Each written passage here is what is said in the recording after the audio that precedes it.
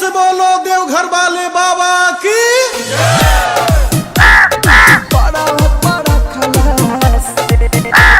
Music by Rakesh Mithun Brother. Presented by Unique Films. Unique Films.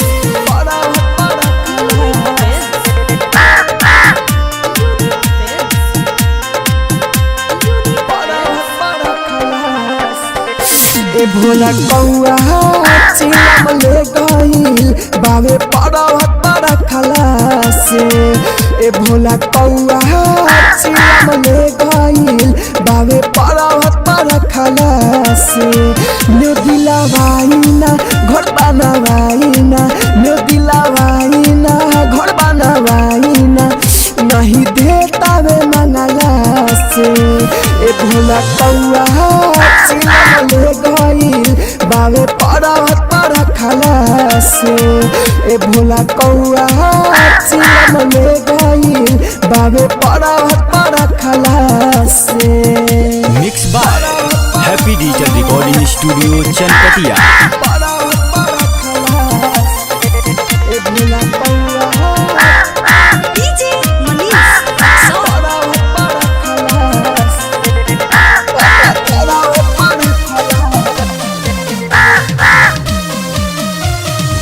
ए भोला दानी बतिया मानी हमारा राजी।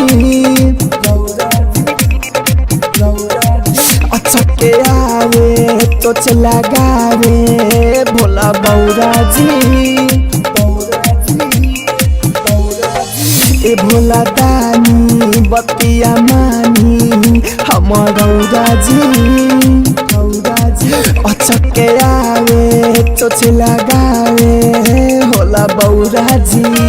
हो भक्ति के हिलिल झूठो के ढीलिल नहीं भागे हकला से। ए भोला कौआ चिलम ले गईल बावे पर्वत पर खलासे। ए भोला कौआ चिलम ले गईल बावे पर्वत पर खलासे।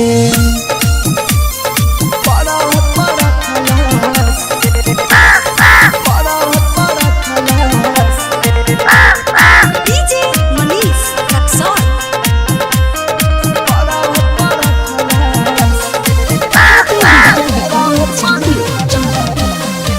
धीरज दीवाना तू समझाना बताना बुझते हैं। कहाँ से लाऊं इनको पिलाऊं हमसे जूझते हैं। धीरज दीवाना तू समझाना बता बुझते हैं। कहाँ से लाऊं इनको पिलाऊं हमसे जूझते हैं।